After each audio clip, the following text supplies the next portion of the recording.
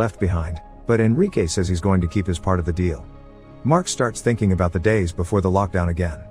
One morning, when he was leaving his apartment to go to work, he heard a big amount of flies inside his neighbor's place and noticed the door was open, so he went inside to see what was going on. He found the entire apartment filled with trash bags and a putrid smell that made him cough.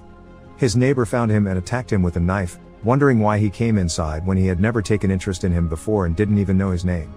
Mark asked him for how long he had stayed inside, and the man said he hadn't left the apartment in months. He tried to, but he was too scared and couldn't do it.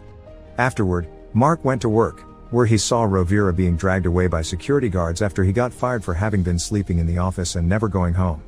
Mark followed them out as Rovira tried his best to fight back to no avail. The guards dragged him outside, and he immediately started convulsing.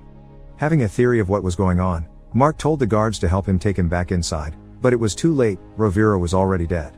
Afterward, Mark checked Rovira's locker and found a bunch of survival supplies, like a flashlight, a gas canister, and canned food. Later in the evening, he told Julia about what happened and how he thought something serious was going on.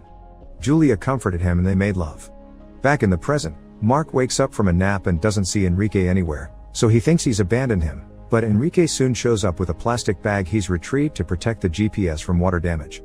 The two men return to the subway tunnels, where Mark tries to find out what or who is waiting for Enrique at his destination, but he refuses to answer. He also notices how Enrique saves the seeds of everything he eats, like apples. Some moments later, with the help of the GPS, they found an entrance to the sewers and jump inside, not getting hurt because the water cushions their fall.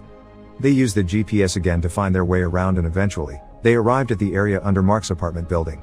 To get inside, they make a simple plan. They hang the gas canister from the ceiling pipes and they'll make explode by shooting it with the gun. Enrique fails his shot, so Mark takes over and tries himself, also failing his